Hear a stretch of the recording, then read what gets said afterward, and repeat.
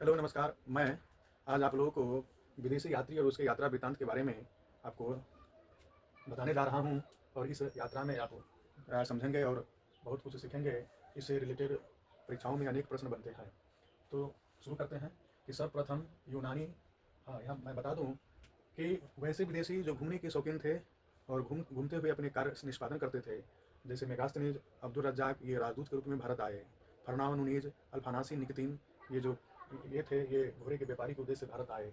इसके अलावा जो हुआन सांग थे, बहुत शिक्षा ग्रहण करने के उद्देश्य से भारत आए और अलग अलग उद्देश्य से भारत आकर जो जनश्रुतियों के माध्यम से सुना या जो अपने खुले दृष्टि से देखने के बाद उसके बारे में विवरण प्रस्तुत किया, उसे उस डायरी या किताब वृत्तांत कहलाते हैं। तो हम शुरू करते हैं। इस पहला यानी सर्वप्रथम यूनानी थे मेगास्थनीज। मेगास्थनीज जो सेल्यूकस निकेटर के राजदूत थे और सेल्यूकस निकेटर सिकंदर महान के सेनापति थे, उसी के राजदूत बनकर ये भारत आए। और उस समय भारत में शासन चंद्रगुप्त मौर्य का चल रहा था। अर्थात सेल्यूकस निकेटर के राजदूत के रूप में मेगास्थनीज चंद्रगुप्त मौर्य के दरबार में पहुंचा था। चंद्रगुप्त मौर्य ये यूनान के थे और इसके आने का काल भ्रमण काल था। इनका भ्रमण काल 305 ईस्वी ईसा पूर्व से लेकर 297 ईसा पूर्व के बीच में है।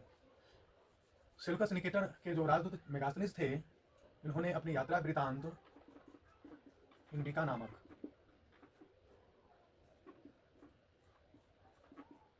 नामक पुस्तक की रचना की। इंडिका में ही मौर्य वंश के साम्राज्य के सामाजिक, राजनीतिक, शासन प्रशासन के बारे में उल्लेख मिलता है इंडिका में।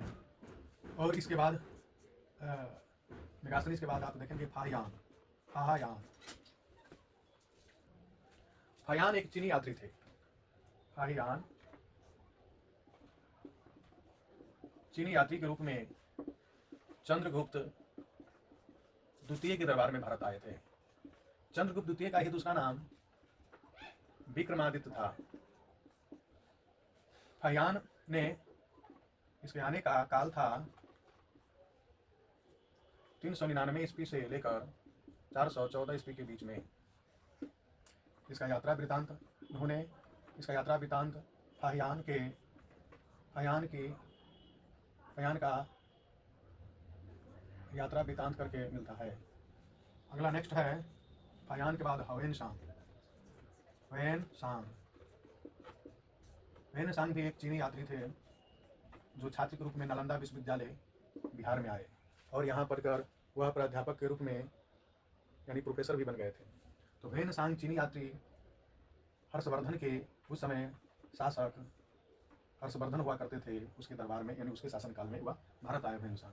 इसके आने का या भ्रमण काल उस समय था, भ्रमण काल 629 ईस्वी से 644 ईस्वी के बीच में इसका काल था।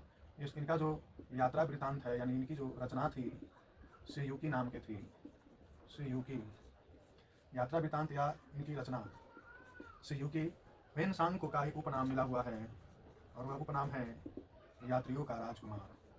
यात्रियों का राजकुमार किसे कहा जाता है?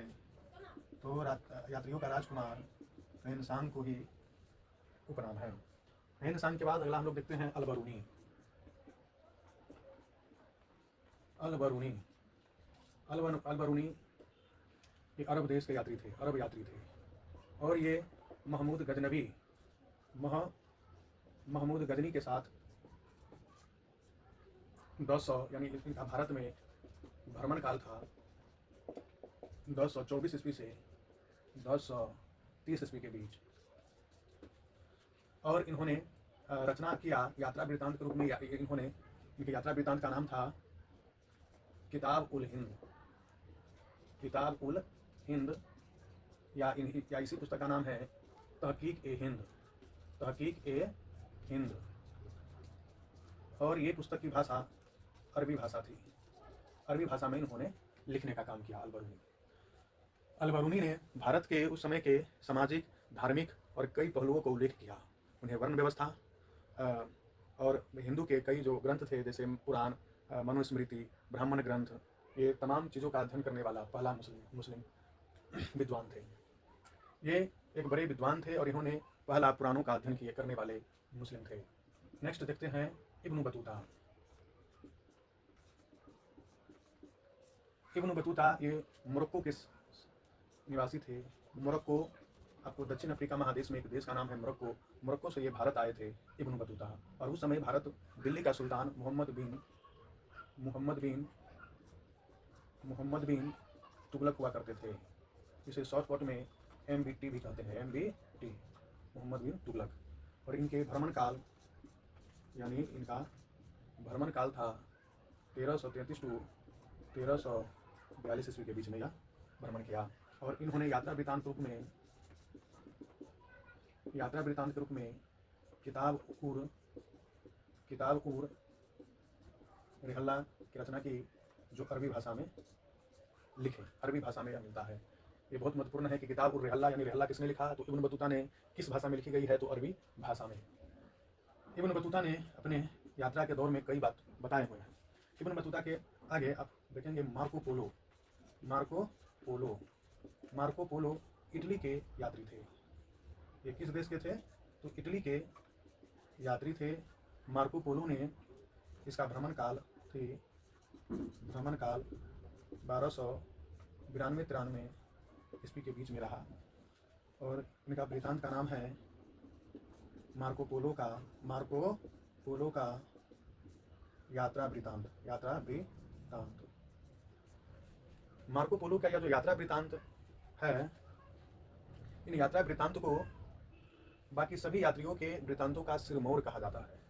यानी इस वृत्तांत का आप लिख सकते हैं, सभी यात्रा वृत्तांत का सिरमौर भी इसे कहा जाता है। सिरमौर के नाम से, सिर का मुकुट के रूप में, सिरमौर के रूप में इसे जाना जाता है। मार्को पोलो का एक उपनाम है जिसे आप नोट कर सकते हैं, मध्ययुगीन यात्रियों का सरताज। यहाँ लिख लें, इनका उपनाम है मध्ययुगीन यात्रियों का सरताज या राजकुमार के नाम से कौन जाने जाते हैं, तो ये जाने जाते हैं मार्को पोलो को कहा जाता है मध्ययुगीन यात्रियों का सरताज या राजकुमार। यानी मध्यकालीन यात्रियों का राजकुमार किसका उपनाम है, तो मार्को पोलो।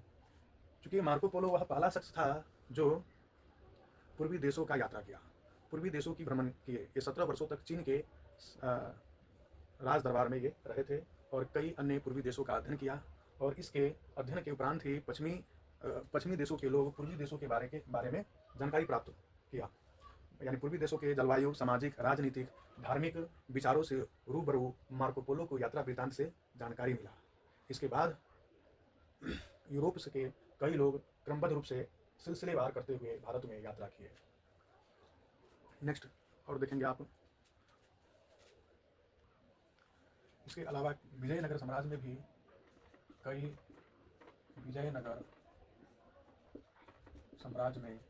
कई विदेशी सिलसिलेवार करके भारत आए।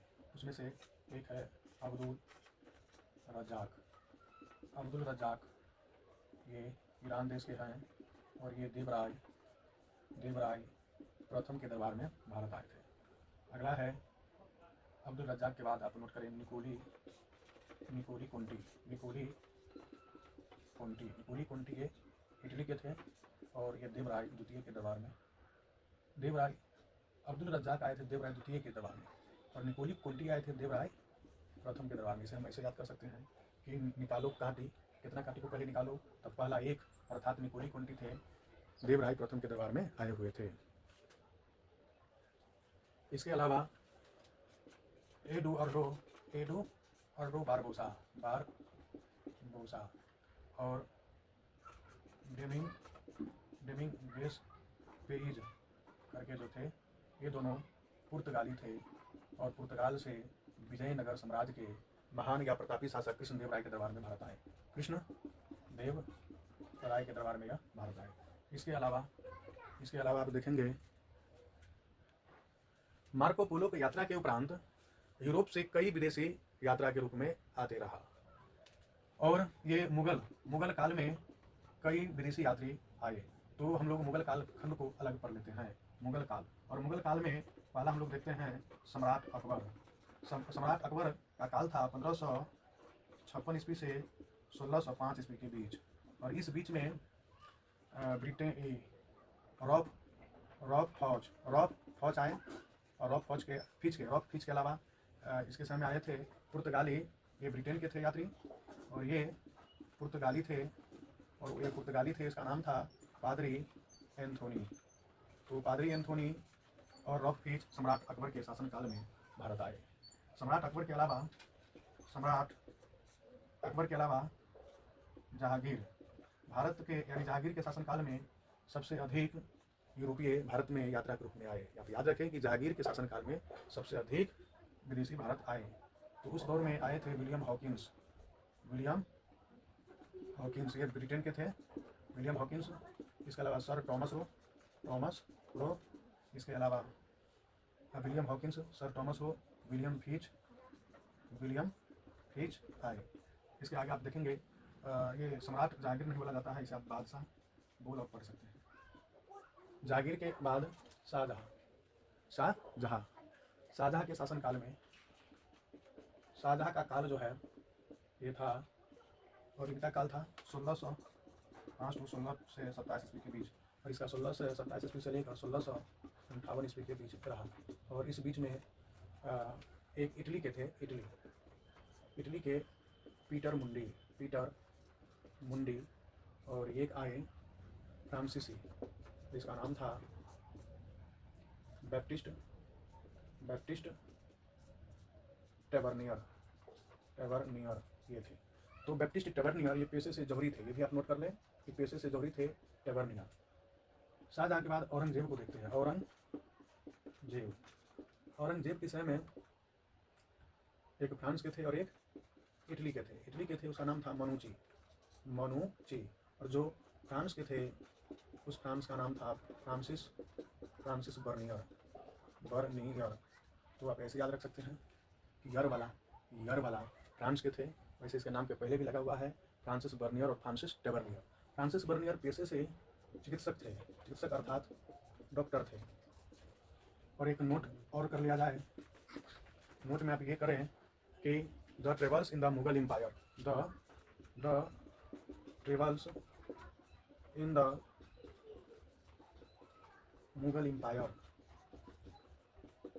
ऐसे करके यात्रा वृतांत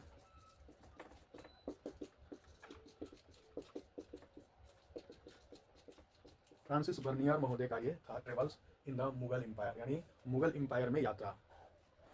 फ्रांसिस बर्नियर का ये यात्रा वृतांत रहा। अब ये देख सकते हैं, याद कर सकते हैं हम। अब ऐसे भी याद कर ले कि अकबर के समय में दो आए, एक का नाम था रॉब फीच, पादरी एंथोनी।